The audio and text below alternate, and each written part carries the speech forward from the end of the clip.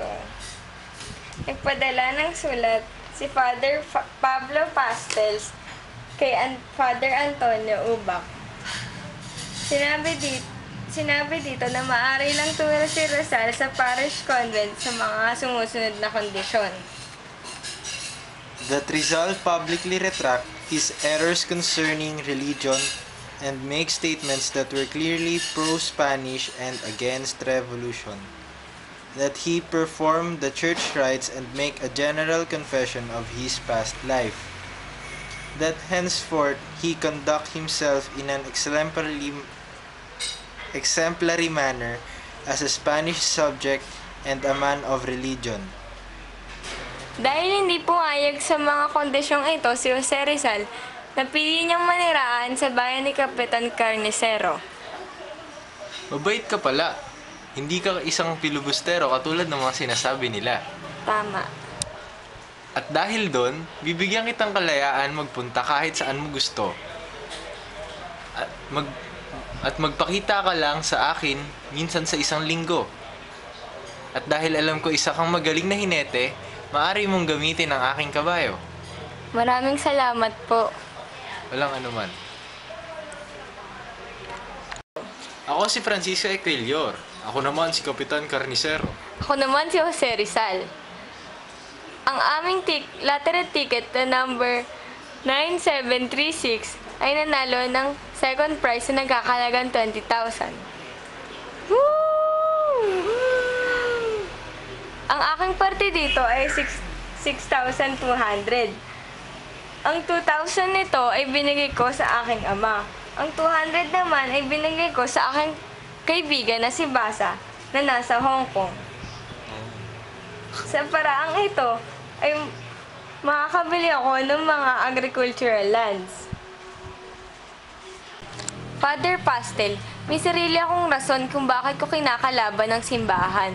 Ang bawat tao ay binigyan ng sariling panghusga upang iligtas ang sarili mula sa mga maliing gawain ng mga ibang tao. Rizal, kahit gaano kadunong ang isang tao, limitado ang kanyang katalinuhan at wala itong silbi kung walang patnubay ng Diyos. Hindi ako naniniwala sa inyo. Ito ang imitasyon ni Kristo.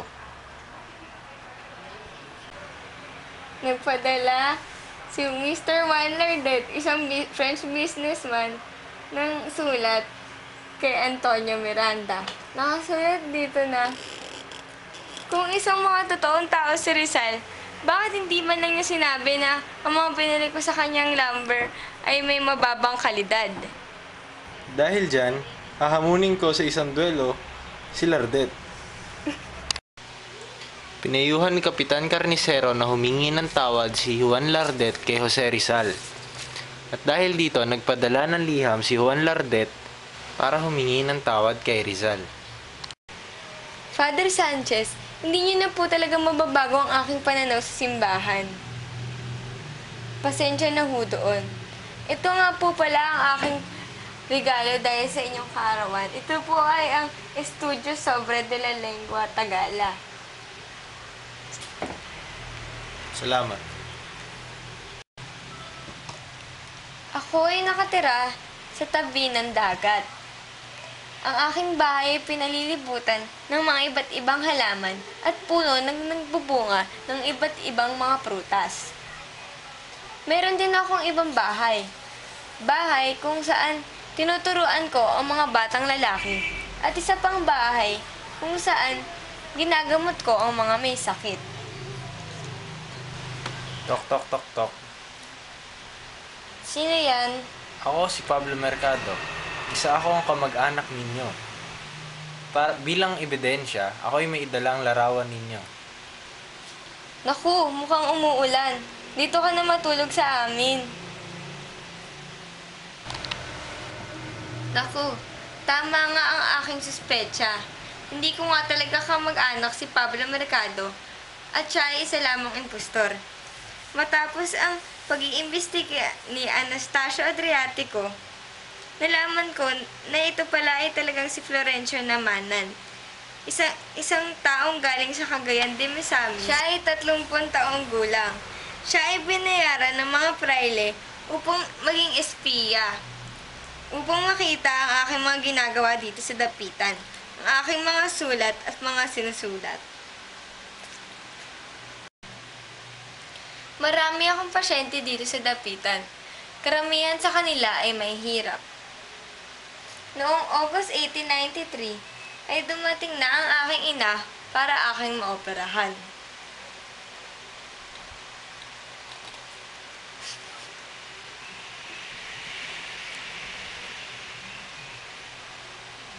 Ayan, inay. Tapos na ang aking pag-oopera sa'yo. Inay, huwag mo muna tatanggalin ng benda dahil baka ma-infeksyon ito. Naku, talagang gusto ko na makakita. Tatanggalin ko na ang benda.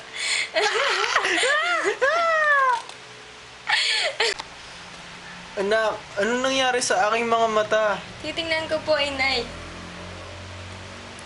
Naku, na-infeksyon po ito. Gagawa ko na lang ho ng paraan. Ayan, gagaling na ho yan, inay. Dahil sa malaking pagkalat ng malarya sa dapitan, ay aking naisipan gumawa ng isang water system. Sa tulong ng mga libro na pang mga inhinyero, ay nakagawa ako ng water system. Ang water supply na ito ay nanggagaling sa isang maliit na mountain stream at dumadaloy sa ilog. Ang 500 pesos na aking nakuha mula sa aking Ingles na pasyente ay aking pinagawa ng lighting system para sa madidilim na lugar sa dapitan.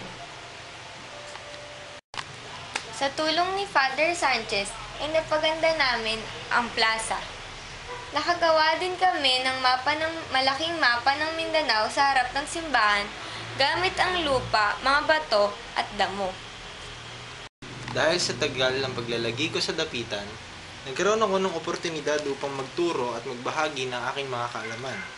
Nagturo ako sa mga bata ng geography, history, mathematics, industrial work, nature study, morals, and gymnastics.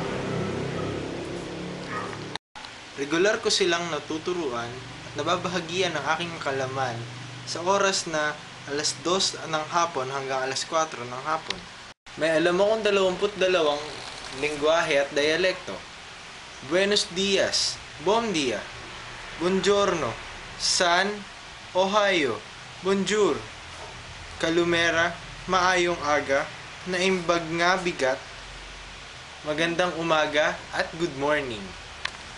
Hindi lang pagtuturo ang aking naging karera sa dapitan. Naging isa rin akong magsasaka dahil sa aking pagkahilig sa agrikultura. Nakabili ako ng 70 hectares na naglalaman ng 6,000 tanim ng abaka at 1,000 tanim ng puno ng nyog. At dahil marami na akong tanim ng abaka, nakakakuha ako ng tig 7 piso kada isang abaka sa dapitan at naibebenta ko ito ng tig 10 piso sa Maynila. At dahil doon, kumita ako ng isang beses na mahigit 200 piso ng isang pasada. Sa aking pagtira sa dapitan, ay nakaimbento na rin ako ng isang makina na makagagawa ng 6,000 bricks kada isang araw. Naikwento ko to kay Blumentritt at naikwento ko na nakakakita rin ako ng mga ganitong klaseng makina sa Belgium, Baden at Bohemia. Matapos ang pagkamatay ng aking kasintahan na si Leonor Rivera, ay nakahanap din ako ng bagong chika babes. Ayun, Sir Rizal. Ako nga pala si Josephine Bracken. Ito ang aking ama. Mahali mo ba siyang gamutin dahil isa siyang bulag eh. O sige, gagawin ko ang aking makakaya.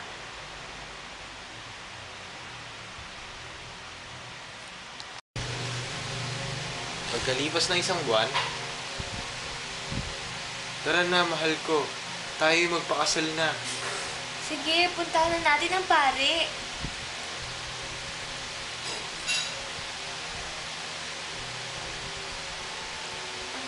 Padre, kami po ng aking mahal ay mag-iisang dibdib na. Pasensya na mga anak, ngunit hindi ko kayo mapahihintulutan magpakasal nang walang pahintulot mula sa obispo ng Cebu. Ganun po ba? Tayo Paano na, na yan? Rizal. Hindi ko kayang magpakasal ang aking anak, magpapakamatay na lamang ako. Ginoong Topher, huwag ko kayo magpakamatay. Pupunta na lamang kami ng Maynila para mapagamot ko na ang aking mga mata. Paalam, Rizal. Pupunta lang kami ng Maynila.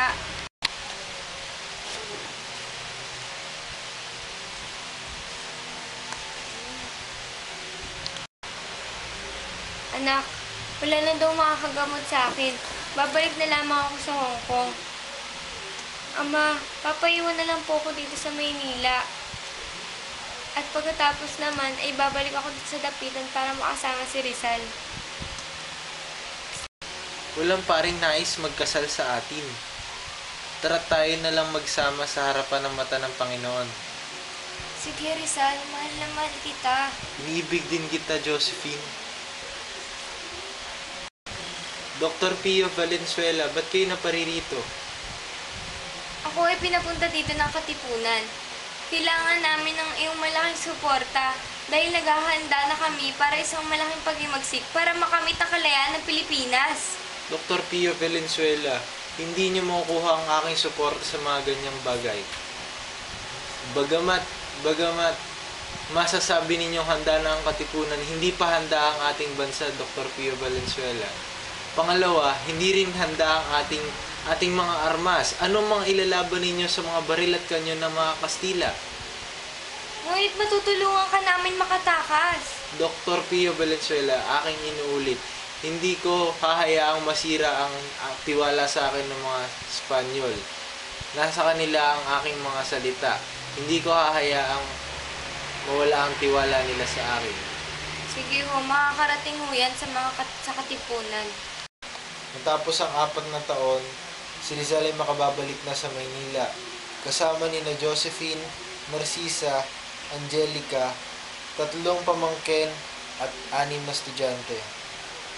Ako'y nasa distrito ng Dapitan sa loob ng 4 na taon, 13 araw at ilang oras. Paalam, Dapitan. Paalam.